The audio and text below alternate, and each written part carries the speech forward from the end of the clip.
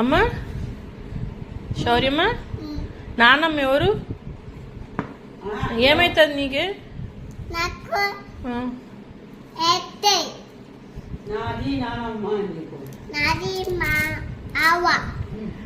పెద్దనాన్న, పెద్దమ్మ, చైత్రక్క, తాత. నీకు ఇష్టమా తాత? అవ్వ ఇష్టంలే, నాన్నమ్మ ఇష్టంలే? నాన్నమ్మ ఇష్టమా?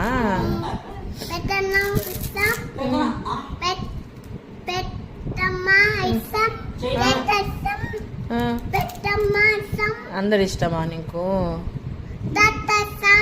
మరి నేను? నువ్వు కూడానా?